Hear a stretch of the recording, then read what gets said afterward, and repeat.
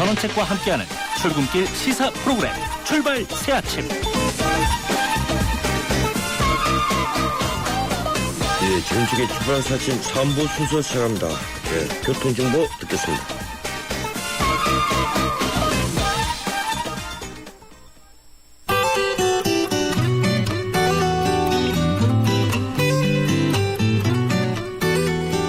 아침 교통정보입니다. 출근길 교통량 계속해서 늘어나고 있는데요. 올림픽대로 하남 쪽으로 교통량이 점점 늘어나고 있습니다. 우선 지금 가양대교부터 성산대교 구간 밀려 지나고 있는데요. 이후로 여의도권 통과하는데도 시속 30-40km 미만입니다. 전 시간 동작대교에서 반포대교 구간 2차로에서는 승용차 관련 사고가 있었는데요. 이 때문에 이 부근 아직은 서행하고 있고 반대 공항 쪽 이동하는데도 잠실대교부터 동작대교를 지나 원효대교까지는 길게 밀리고 있습니다. 강 건너 강변북로 구리 쪽도 교통량이 상당히 많은 상태인데요. 가양대교 이전부터 원효대교 지나 동작대교까지 밀려 지나고 있고 반대 일산 쪽으로 이동하는데도 성수부터 마포대교 사이로는 정체입니다. 북부간선도로 따라 외곽 쪽 이동 차량이 더 늘어났습니다. 이제는 월릉 나들목부터 신내 나들보시나 구리시계 쪽으로 속도가 많이 내려가 있고요. 교차하는 동부간선도로는 도심 쪽입니다. 창동교부터 월계 1교 구간 이후로 중랑교로 지나 성수 분기점까지는 정체입니다. 그 밖에 도심 안쪽은 경인로 물레동 사거리부터 서울교 쪽으로 밀려 지나고 있고요. 성산호는 성산 2교에서 마포구청역까지 양 방면이 서행입니다. 출발 새 아침 교통정보였습니다.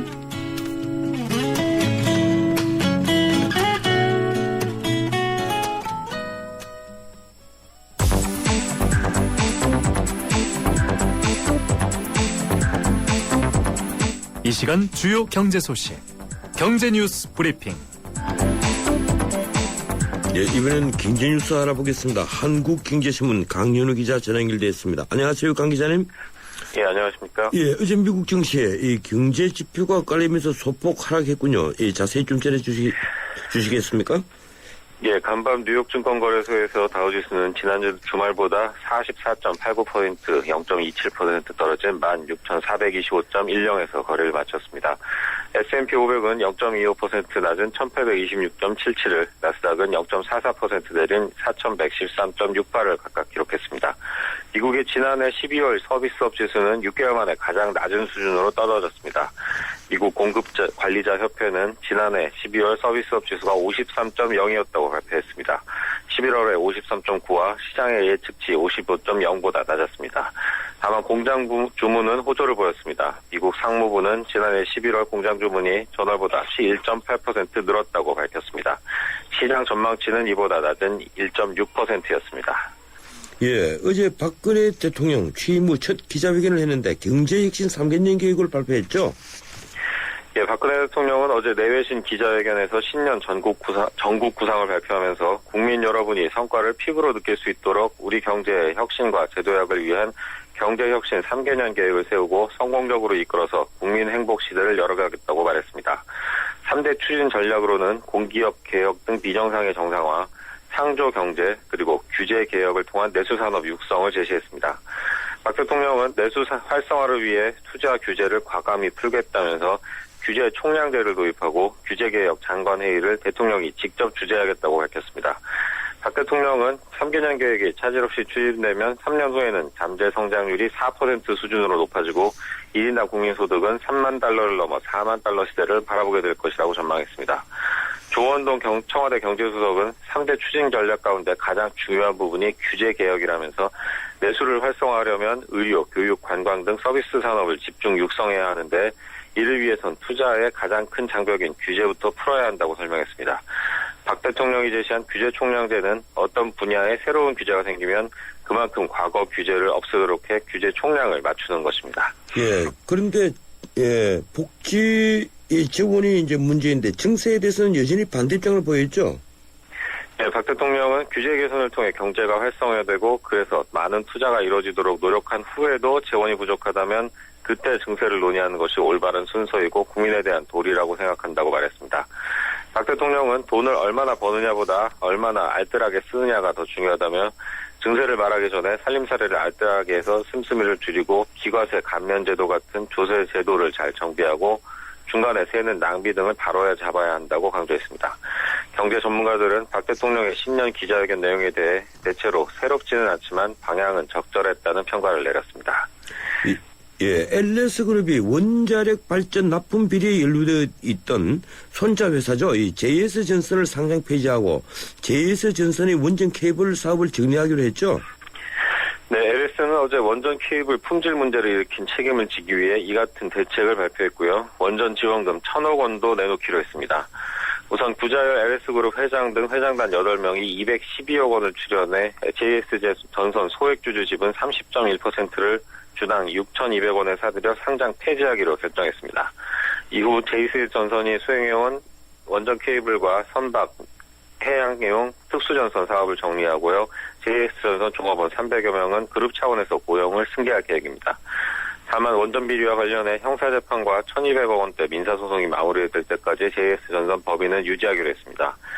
재계에선 원전 납품 비리에 대한 책임론이 확산되면 그룹 전체가 공경에 처할 수 있다는 위기감이 반영된 것으로 보고 있습니다. JS전선은 2008년부터 2012년 울산 울주군 신고리 원전 1, 2, 3, 4호기와 경북 경주시 신월성 원전 1, 2호기 등의 불량 케이블을 납품한 혐의를 받고 있습니다.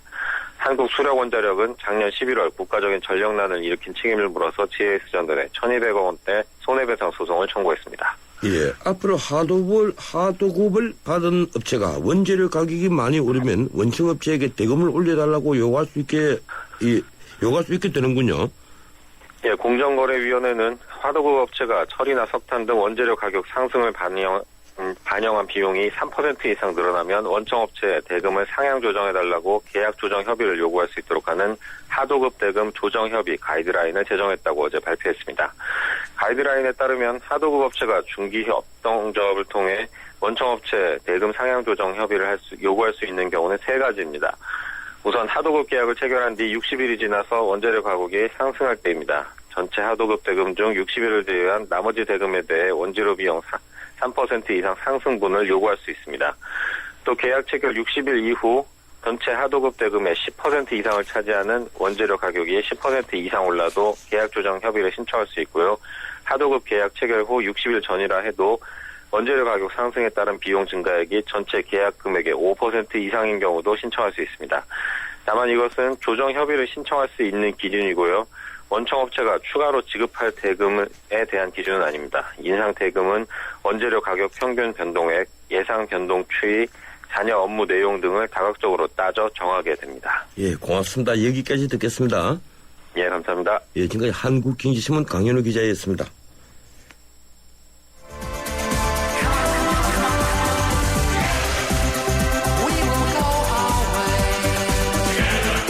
안녕하세요. 꼴꼴꼴이에요. 신문선입니다. 페어플레이가 돋보이는 정통 시사 프로그램. 여러분은 저와 함께 YTN 라디오 전원책의 출발 새 아침을 듣고 계십니다.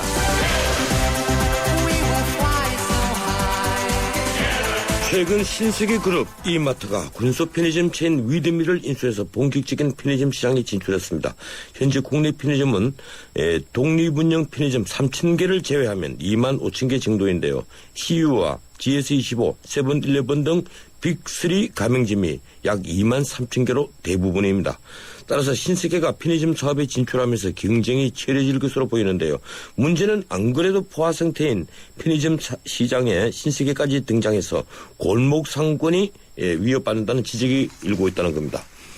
저희 출발사 아침은 이번 인터뷰를 준비하면서 신세계 측에도 인터뷰를 요청했으나 아직 구체적인 운영 방식이 결정된 것이 아니다. 이런 입장을 전달받았습니다.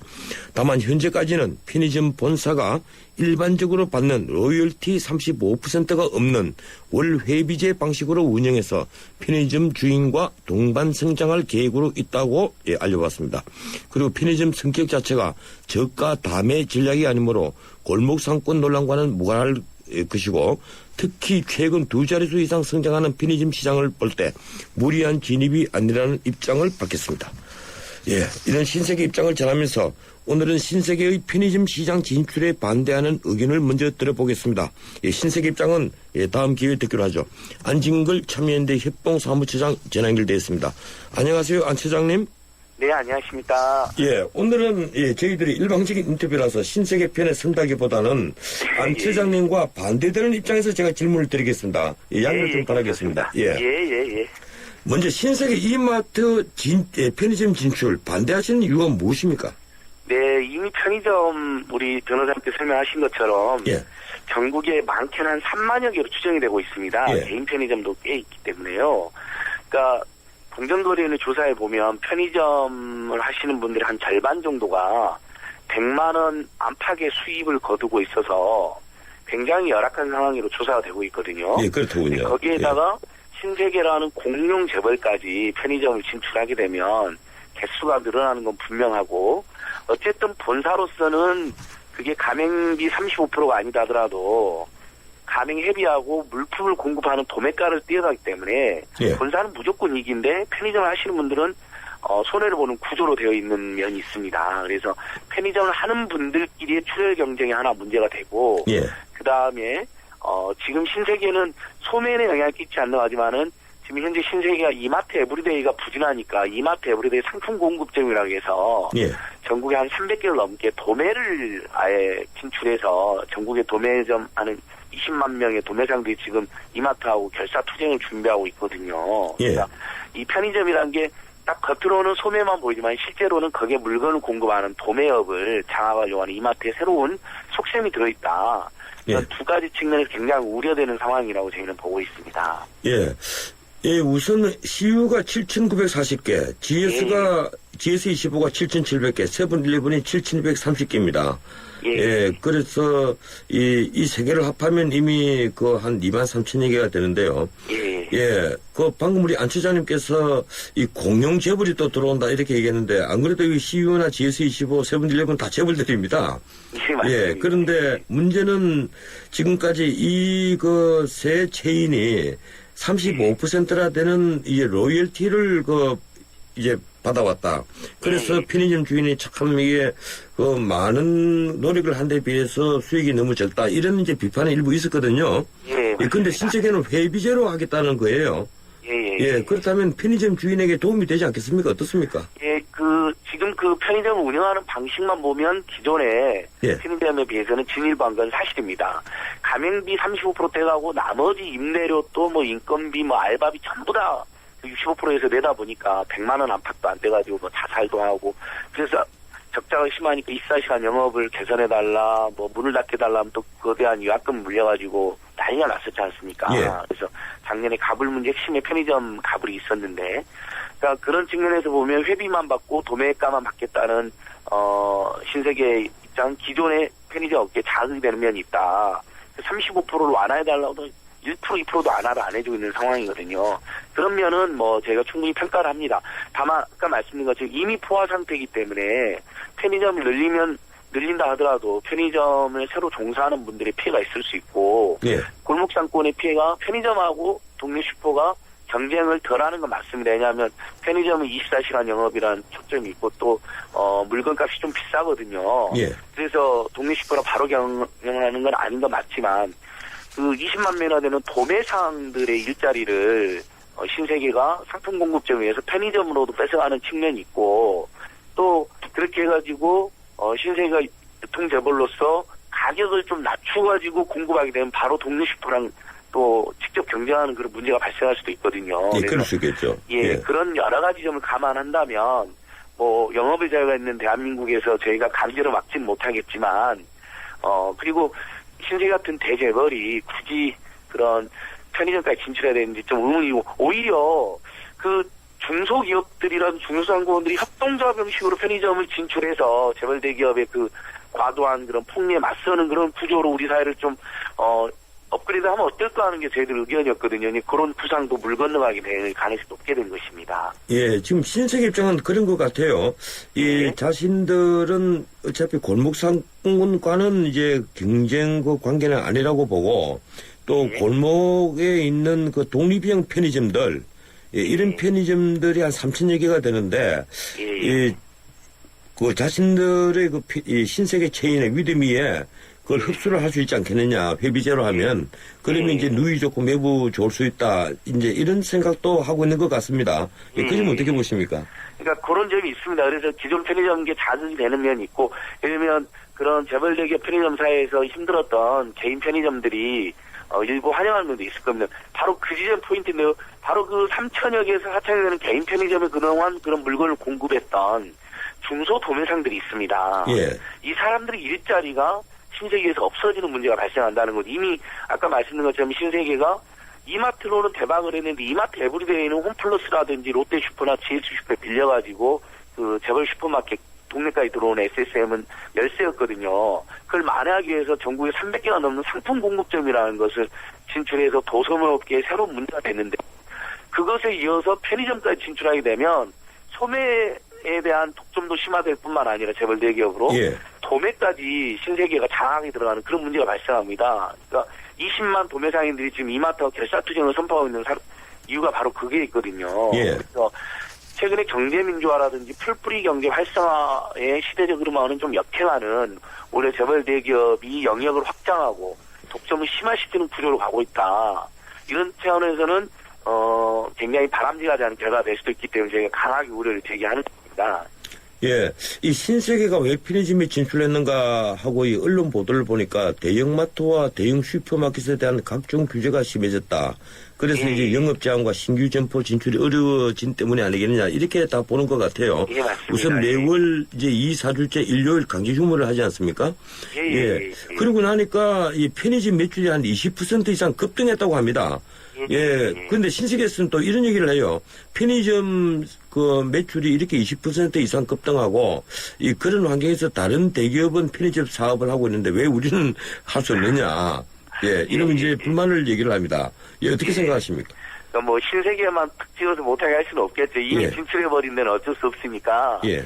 추가 진출은 신중하게 정용진 부회장께서도 국정감사장에서 중소상공인들과 상생에 최선을 다하겠다 여러 번 약속하셨기 때문에 그런 추가 진출에 대해서는 대기업 사회적 책임에 대해서 아주 깊은 성찰이 필요하다는 말씀을 드리는 것이고요.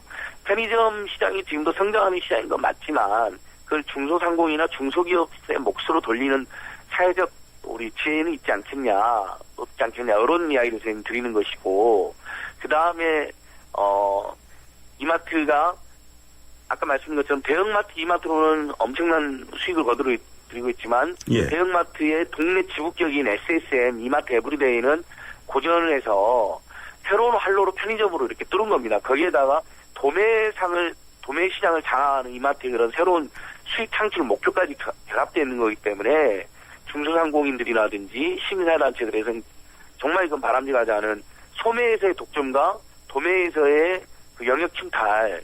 그래서 어쨌든 대기업이 아닌 중소상공이나 중소기업 하는 사람들도 먹고 살아야 되는데 예. 더 어려워지게 됐다는 거죠. 이런 점이 매우 심각하다는 겁니다. 예. 이마트는 지금 별 문제 없다는 생각인데 지금 보시면 이미 유통시장도 동네에 가보면 예를 들면 문구점이나 이런 데도 없어요. 다 이제 대형마트나든지 SSM으로 전부 다 독점이 심화되고 있는데 이건 바람직한 지역경제 황폐화되거든요. 이렇게 되면요. 예. 지금 다음 달에 가맹사업법이 발효되지 않습니까? 예, 그러면 이제 개점하는 점포마다 영업지역을 구체적으로 명시를 해야 되고 출점 규제가 또 강화되는데 그렇다면 신세계 편의점의 공격적인 점포 확장은 염려하지 않아도 될 것이다. 이런 의견들이 있습니다. 어떤 의견이십니까? 예, 현재 공정거래위원회가 하는 모범거래 기준은 250m인데 1000개 이하인 점포는 적용을 안 받습니다. 예, 그렇죠. 그러니까 지금 신세계 인수하는 위드미는 90여 개밖에 되지가 않거든요. 예, 89개입니다. 예. 그리고 가맹사업법도 그 동종 브랜드까지는 그 영업권을 보장하게 돼 있지만 그동안 그 안 해줘서 문제가 됐기 때문에 뭐 바로 옆에 동일한 브랜드가 막 있고 그러지 않았습니까? 근데 타 브랜드는 그 규제를 받질 않아요. 그러니까 기존에 지금 포화 상태인 그 미니스탑까지 해서 뭐 26,000개가 되는 대기업 프랜차이즈 편의점 옆에 또 들어가도 상관이 없는 겁니다. 그러니까 경쟁이 더욱 격화돼서 편의점 그 가족들이 고통이 심화될 거라는 거죠. 그러니까 도소매에 대한 독점도 심화되지만 경쟁이 격화돼서 편의점주들이 겪어야 될 고통도 만만치 않을 거라는 겁니다. 그러니까 이마트는 지금 공정거래나 가맹사법 분석해서 자기들 규제를 거의 안 받는다. 이렇게 판단하고 이제 진출하는 것인데요. 예. 저희는 그래서 유통산업발전법으로 상품 공급점이나 대기업 편의점 진출의 경우에는 개인 편의점인 경우는 제외하고 대기업 상품 공급점이나 대기업 편의점은 진출 규제라든지 의무 유업 같은 걸 적용받아야 된다라는 법 개정안도 제가 내놓은 상태입니다. 예, 그렇군요. 예, 참 시각이 또 갈리는 것 같은데 또 한편 예, 이제 예. 회비제 편의점 체인이 생기면 이 기존의 편의점들도 좀 편의점 주인에게 득이 되는 방향으로 이 운영을 바꾸지 않겠느냐 이런 주장도 있거든요. 예, 알겠습니다. 다음 기회에 한 번 더 인터뷰하기로 예. 하죠. 고맙습니다. 예, 고맙습니다. 예, 지금까지 참여연대 안진걸 사무처장이었습니다. 예, 3부 순서 여기서 마치고 잠시 뒤에 4부 이어갑니다. 초등학교 선생님이 학생들에게 물었습니다. 얼음이 녹으면 뭐가 될까요? 모두들 하나같이 물이 됩니다 라고 대답했습니다. 당연한 정답이죠. 하지만 유독 한 어린이만이 얼음이 녹으면 봄이 됩니다 라고 다른 대답을 했습니다. 창의적인 교육이란 이런 것이 아닐까요? 정답 찾기 교육에 길들여진 우리 교육의 자화상. 더 늦기 전에 자유로운 사고를 통해 스스로 생각의 힘을 키우는 창의지성 교육이 필요합니다. 이 캠페인은 경기도 교육청이 함께합니다. 행복한 경기 교육.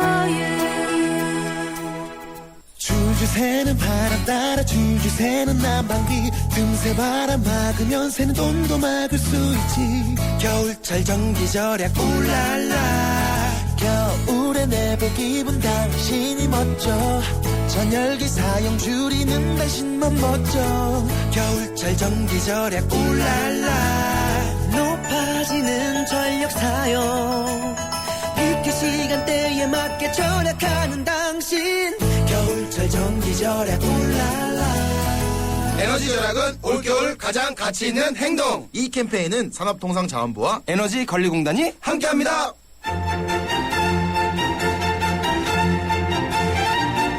출근길 정통 시사 라디오 프로그램 YTN 라디오 전원책의 출발 새 아침. 예, 전원책의 출발 사심 4부 순서 시작합니다. 광고 하나 듣겠습니다. 아이고 우리 심청이가 팔려가다. 그래도 내 걱정은 하지 마셔. 심청이가 안심폰을 주고 갔으니까 이 안심폰은 24시간 긴급 출동의 건강상담 서비스까지 받을 수 있어이다. 알뜰폰에 새콤을 더하면 S1 안심폰 삼성 디지털 프라자에서 만나세요.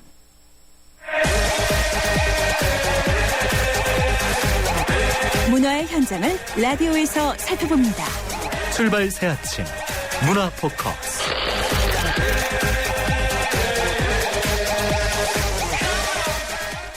예, 매주 화요일 마련하는 문화로 읽는 세상 문화 포커스 시간입니다. 예, 오늘 또 하재근 문화평론가와 함께합니다. 어서 오십시오. 안녕하세요. 예, 오늘의 주제 어떤 겁니까?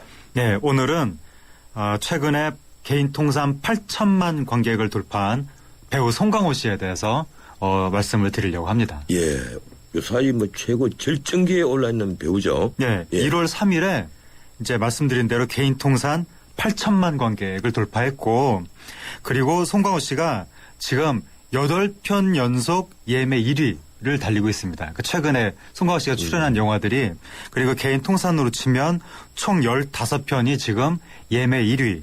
예, 그리고 지금 현재 송강호 씨가 출연한 영화 변호인이 이번 주에 800만 관객을 돌파하면서 변호인에서 송강호 씨가 열연을 한 것이 새삼 주목을 받으면서 송강호 씨가 한국 영화계를 대표하는 배우로 다시 한번 자리매김을 하고 있습니다. 예, 8편 연속 예매 1위라면 그 첫 번째 시작이 그거는 지금 기억이 안 납니다. 예, 제 기억으로는 살인의 추억이 아닐까 싶은데요. 네. 예, 그 대단했죠. 예, 그렇습니다. 예, 이 송강호라는 배우의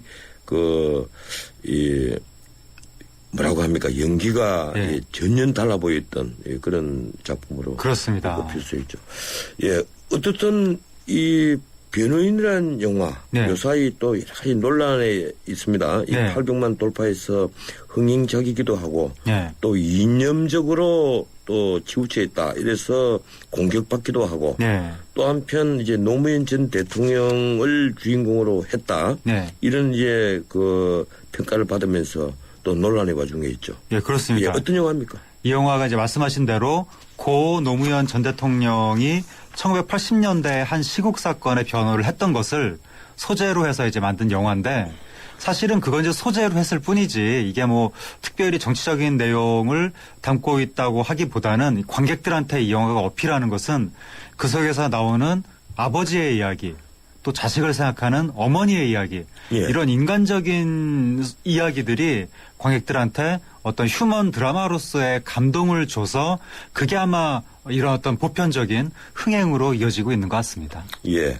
이제 이게 문제인 것 같아요. 허구와 실제의 차이인데 네. 그 사건은 불임 사건이라는 특정 사건을 이제 모티브로 잡았다. 네. 근데 사실은 영화 속의 줄거리라든가 전체적인 흐름은 그 불임 사건과는 상당히 많이 다른 예. 허구가 많이 이제 들어가 있는 그런 영화거든요. 그러니까 우리가 역사를 소재로 예. 한 영화나 드라마를 볼 때 항상 생각을 해야 될 것은 이것은 단지 소재만 따왔을 뿐이지 예. 그 외의 것들은 모두 극적으로 작가가 새로 상상해서 이야기를 만든 것이다라는 걸 항상 전제로 하고 이제 영화나 드라마를 볼 필요가 있는 거죠. 예. 그런데도 이제 이런 영화가 그 워낙 그 이념적 충돌의 그 선상에 놓여 있는 영화이기 때문에 또 한편 반대편 그러니까 보수층이라고 해야 됩니까?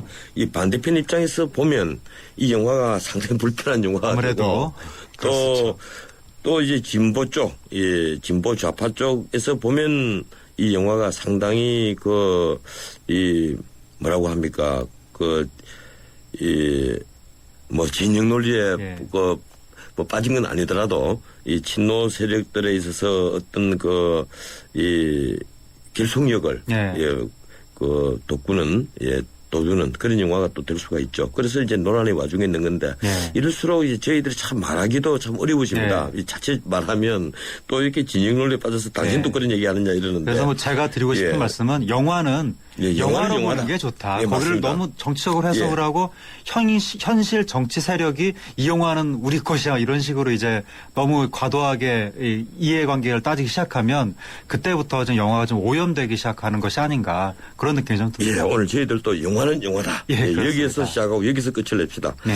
어떻습니까? 이 3편 연속 900만 돌파의 주인공이 될 가능성이 이제 커졌죠? 그렇습니다. 네. 그 송강호 씨가 작년에 2013년에 처음에 설국열차로 900만 관객을 돌파하고 그 다음에 가을에 관상으로 또 900만 관객을 돌파했는데 예. 요번에 변호인이 벌써 지금 800만을 넘어섰으니까 3편 연속 900만 돌파는 거의 뭐 이제 확실시 되고 있고 아마 이번 주말이면 900만을 넘어서지 않을까 그렇게 생각이 되고 그리고 만약에 변호인이 1200만 관객을 돌파한다면 송강호 씨는 최근작 3편 총 흥행이 3천만 관객을 돌파하는 어마어마한 대기록을 세우게 됩니다. 이건 아마 어느 정도 선진화된 산업국가에서는 인류 역사상 다시는 나오기 힘든 대기록이 아닐까. 그러니까 한 사람이 한 해에 3편의 국민적인 흥행을 기록하는 영화에 주연을 연달아 맡는 것. 이런 사태는 정말 기적적인 사태라고 할 수 있고 이게 정말 아이러니한 것이 2013년 초에 송강호 위기설이라는 기사들이 나왔었습니다. 예. 그럴 정도로 송강호 씨가 굉장히 이제 슬럼프에 빠졌었는데 불과 1년 만에 엄청난 역전 드라마가 펼쳐지고 있는 거죠. 예, 어떻습니까? 이게 잘생긴 미남도 아니고 네. 그렇다고 해서 아주 특별한 매력이 막 얼굴에 드러나는 것도 예. 아닌데 이렇게 국민적 배우라고 해야 됩니까? 예. 국민 배우니 하는 얘기는 사실은 이제 전체주의 국가에서 사용하는 용어인데 예. 그런 반열에 올라갈 수 있는 이 송강호의 힘이 어디서 네. 나오는 걸까요? 제가 말씀드린 대로 1년에 3편의 이런 대흥행작에 연속으로 주연을 맡는 것은 인류 역사에서 다시는 나타나기 힘든 대기록이기 때문에 예. 이런 정도의 일을 만들었다는 것은 조상을 잘 둔 것이 아닐까. 전생에 나라를 구한 것이 아닐까. 그렇게 생각이 드는데 이제 합리적으로 분석을 해보자면 일단 기본적으로는 연기력을 들 수가 있겠죠. 송강호 씨의. 연기력이 하나가 있겠고 또 하나는 단지 연기만 잘해갖고 이게 관객들한테 마음이 전달이 안 되는데 송강호 씨는 어떤 배역을 맡더라도 그 배역을 딱딱하게 연기하는 게 아니라 거기에 뭔가 인간의 온기를 불어넣는 마법 같은 게 있습니다. 그러니까 관객한테 인간미를 전달을 해준다는 거죠. 그게 이제 상당히 큰 흥행의 요인이 되는 것 같고 그리고 송강호 씨는 어떤 배역을 맡든지 간에 관객을 웃깁니다. 그러니까 기본적으로 유머 감각이 있는 거죠. 그런 것들이 이제 작용을 하고 또 마지막으로는 송강호 씨가 우리나라 이 국민들한테 보편적으로 공감을 줄 만한 시나리오를 고르는 안목이 탁월한 것 같습니다. 예. 이런 것들이 이제 작용을 해서 8천만 배우를 만들게 된 것 같습니다. 예. 저도 이 송강호라는 배우를 보면서 항상 감탄하는 게 있어요. 네. 이 대사를 하는데 참 편하고 일상적인 우리 하는 대사처럼 그렇습니다. 하면서 그러니까 한마디로 사람 냄새가 납니다. 예. 근데 전달력은 굉장히 뚜렷하거든요. 그렇습니다. 예. 그냥 중얼중얼거리는데도 네. 관객들은 그 의미를 정확히 목소리가 좀 말이에요. 이렇게 카랑카랑한 느낌이 있어서 예. 예, 중얼중얼해도 목소리가 딱딱 꽂히죠, 귀에. 예. 그런데 그만큼 이제 한 경지에 오르려면 얼마나 연습을 많이 했겠습니까? 그렇죠. 저는 늘 그 생각을 합니다. 우리가 보기에는 굉장히 쉬워 보여도 그렇죠. 그것이 정말 어려운 그 일이거든요. 예, 연극 배우 출신이니까요. 바닥에서부터 올라온 거죠. 이러니까 대배우가 탄생을 하는 것 같아요. 네. 예. 그동안에 배우 송강호가 출연한 작품들 어느 작품들입니까? 송강호 씨가 처음에 이제 관객들한테 깊은 인상을 남겨준 것은 초록 물고기에 예, 그때 초록 이제 물고기 출신이죠. 그때 이제 등장을 예. 했는데 그때 관객들이 저 사람은 배우가 아니라 진짜 조폭인데 어디서 데려왔나라고 할 정도로 정말 리얼한 연기를 보여줘서 그때 이제 충격을 줬고 그 다음에 넘버 3에서 이제 코믹한 연기. 그때 말을 막 더듬으면서 뭐 불사빠 두목으로 예, 그때 막 그랬죠. 최배달 너 황소야 막 이러면서 그런 식의 그 연기로 코믹하면서도 뭔가 좀 진지한 연기 그런 걸로 이제 관객들한테 깊은 이 인상을 줬다가 그 이후에 어마어마하죠. 쉬리에도 나왔고 공동경비구역 JSA에도 나왔고 살인의 추억, 괴물, 좋은 놈, 나쁜 놈, 이상한 놈.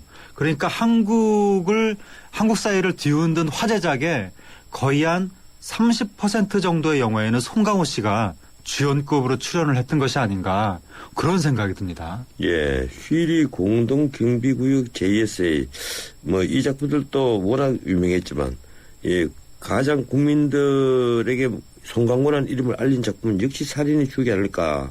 예. 예. 그때는 왜 그런가 하면요. 이 공동경비구역 JSA나 휠이나 다 이 공동주연이라고 할 수 공동주연이죠. 있었지만 살인의 추억은 사실은 송강호를 위한 그렇죠. 예, 그런 영화였거든요. 그렇습니다. 예.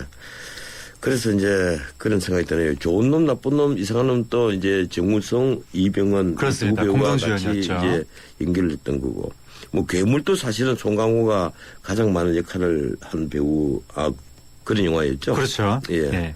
그러고 보니까 이 송강호라는 배우를 오늘 우리가 한번 다시 쭉 살펴보게 되는데 이번에 변호인이 모처럼 예. 송강호를 위한 예. 그런 영화가 완전히 송강호 같습니다. 씨의 원맨쇼 같은 예. 느낌의 그런 영화입니다. 그리고 그 앞에 설국열차도 그렇고요. 예. 관상은 또 이정재 씨가 부각됐었죠. 조연이지만 부각됐었죠. 그렇죠. 예. 미남으로 부각됐습니다. 예, 그러고 보니 이 송강호라는 배우는 다른 배우들하고 같이 함께 공연을 할 때나 네. 단독으로 부각될 타이틀롤처럼 때나, 이렇게 맡을 때나 언제나 이제 그 영화에서 가장 그 핵심적인 중추적인 그리고 맛깔이 나는 역할을 하는 자신의 역할을 확실하게 해주는 것 같습니다. 변호인 1000만 돌파 가능하겠죠? 이게 지금 거의 너무 빠른 속도로 흥행이 되고 있는 데다가 흥행의 뒷심이 점점 오히려 더 강화된다는 느낌도 있기 때문에 관객 점유율이 전혀 떨어지지 않고 있고 그렇기 때문에 1000만 돌파는 이제 기정사실이다 그런 얘기가 나오고 있고 어쩌면 역대 최고 관객 아바타의 역대 최고 관객도 깨지 않겠느냐 지금 그런 식의 예측까지도 조심스럽게 나오고 있는 상황입니다. 그렇군요. 예. 그 송강호뿐만 아니라 우리 영화계에서는 유독 남자 배우들이 여자 배우들에 비해서 강세를 보이는 것 같아요. 그렇습니다. 지금 송강호 씨 말씀을 계속 드렸지만 송강호 씨 말고도 최근에 믿고 보는 배우로 강력하게 떠오른 배우가 이제 김윤석 씨. 김윤석 씨가 이제 화이라든가 여러 작품들에 전우치라든가 타짜라든가 여러 작품들에 나왔었는데 남자 아저씨죠. 영화계에서는 아저씨 배우들이 굉장히 활약이 많습니다. 황정민 씨라든가 설경구 씨라든가 믿고 보는 배우들 중에 가장 젊은 사람이 하정우 씨인데 하정우 씨도 지금 거의 한 나이가 40에 가까이 됐죠. 그리고 또 작년에 조금 전에 말씀하신 이정재 씨가 굉장히 또 이제 멋있는 남자로 부각되기도 하고 정우성 씨라든가 원빈 씨라든가 그러니까 영화계는 거의 남자 배우들의 동무대다. 이렇게 지금 말씀을 드릴 수 있습니다. 예, 2013년도는 문자 그대로 하정우의 시대다. 네. 뭐 이런 말이 나올 정도로 그렇습니다. 하정우라는 배우도 지금 인기 절정에 있는. 하정우 씨가 2013년에 베를린으로 터뜨리고 예. 그다음에 테러 라이브로 또 관객 예, 굉장히 많이 모으고 나중에 롤러코스터로 자신이 직접 감독을 하기도 하고. 예. 그래서 2013년은 송강호 씨와 하정우 씨가 이제 둘이서 쌍끌이를 했다라고 말을 할 수 있죠. 예, 우리나라의 그 정말 남자 배우들은 그 이제 전성기를 맞이하는 것 그렇습니다. 같습니다. 그런데 이에 비해서 그 또 드라마에는 또 예배우들이 또 많은 것 같아요. 예, 작년에 2013년에 방송사 연기대상을 여배우들이 휩쓸었습니다. 그러니까 KBS 같은 경우에 직장의 신의 김혜수 씨, SBS는 너의 목소리가 들려의 이보영 씨, 또 MBC는 기왕후의 하지원 씨.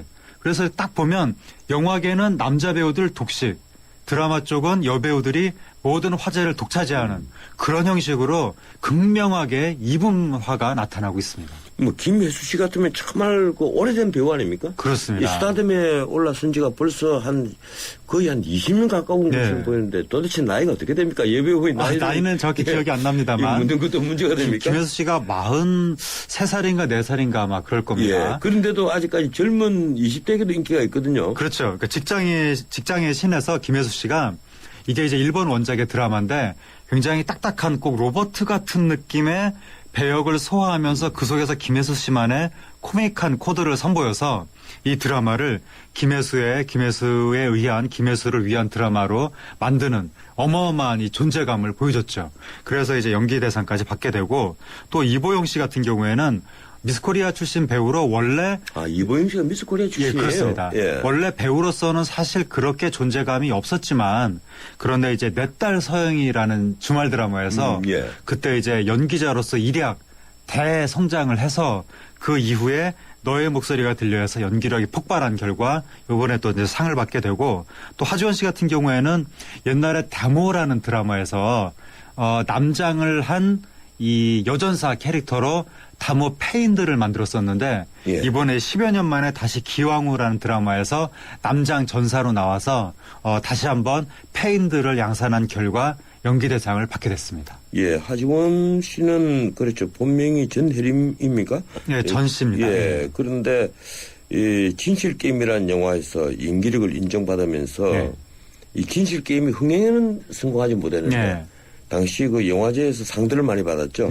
그래서 연기력을 인정받으면서 스타덤에 올라선 그런 경우죠. 예, 그렇습니다. 남자 배우들도 잠깐 한번 볼까요? 김윤석 씨는 어떤 배우죠? 김윤석 씨 같은 경우에는 뭐 전우치라든가 뭐 타짜라든가. 그렇군요. 네, 김윤석 씨가 목소리가 굵고 낮고 저음이라서 이 스크린에서 김윤석 씨가 대사만 해도 뭔가 굉장한 존재감이 느껴지는 그리고 완득이에서 선생님 역할로 나오기도 하고. 네, 맞습니다. 선생님 그래서 하고, 지금 송강호 씨가 2013년 후반기에 좀 엄청난 존재감을 보여주고 있는데 송강호 씨가 그렇게 하기 전까지 2013년 전반기까지는 영화계의 가장 대표적인 믿고 보는 배우가 김윤석 씨였죠. 예, 그렇죠. 예, 그래서 지금 40대 배우들이 바톤을 마치 바톤 이어달리기처럼 그 가장 대표적인 배우 자리를 계속해서 이어받고 있습니다. 김윤석 씨가 그렇게 뜨기 전에는 또 황정민 씨가 굉장히 유명한 그 황정민 씨는 이제 영화제 소감으로 이제 수상 소감으로 유명하죠. 스태프들이 다 차려놓은 밥상에 저는 숟가락만 얹어 놓았을 뿐인데 이 수상 소감을 해서 굉장히 많이 패러디되기도 하고 그리고 또 황정민 씨가 그렇게 뜨기 전에는 설경구 씨가 우리나라에서 대표적인 또 믿고 보는 배우였었죠. 예, 그렇네요. 설경구 씨가 또 믿고 그렇습니다. 예. 그래서 영화계는 확실히 40대 남성들이 최절정기에 오르는 것 같고 그리고 또 이정재 씨가 20대 때 우리나라에서 제일 유명한 또 잘생긴 남자 배우였다가 근데 또 연기력은 그렇게 높이 평가를 받지 못했었는데 작년에 타짜가 아니라 관상으로 관상의 수양대군 역할로 그렇죠. 그때 정말 멋있다 사람들이 그렇게 이야기를 하면서 중년남의 재발견 그리고 또 정우성 씨 같은 경우도 젊었을 때 이 1990년대 비트라는 영화로 이제 그 방황하는 청춘의 대표 아이콘 같은 느낌이었다가 이제 요즘도 뭐 여러 가지 이제 감시자들이라든가 2014년에 그런 영화들에서 여전히 멋있는 모습을 보여주면서 확실히 영화계는 이 남자 배우들 특히 아저씨들 이런 사람들 중심으로 돌아가고 있다라는 걸 알게 했는데 이렇게 영화계에서 남자 배우들이 각광받는 이유는 우리나라 영화가 요즘에 무섭습니다. 우리나라 영화 보면 거의 다 요즘에 히트하는 영화들 보면 스릴러들 좀 무서운 범인 나오고 막 범인 막 뛰어가서 범인 잡고 막 이렇게 아니면 영화 내용 자체가 화이라든가 이런 것처럼 좀 전체적으로 무거운 이야기들 아니면 관상처럼 좀 이렇게 좀 서사적인 이야기들 이렇게 묵직하고 무섭고 서사적이고 이런 영화들이 주류를 이루다 보니까 요즘에 우리나라 영화에서 로맨틱 코미디 같은 거 멜로 같은 거 이런 건 거의 지금 힘을 못 쓰고 있습니다. 로맨틱 코미디는 아무리 잘 돼도 정말 잘 돼도 300만 정도. 그런데 묵직한 영화들은 막 1000만씩 이렇게 가니까 그러니까 아무래도 여배우들이 설 자리가 점점 줄어드는 거죠. 그리고 그렇게 묵직한 역할을 소화할 수 있는 남자 배우들 특히 아저씨 배우들이 영화계에서 가장 대표적인 배우로 자리매김을 하게 된 것 같습니다. 거의 우리 영화에 또 보면 너무 그 폭력이 많은 것 같아요. 그렇습니다. 예.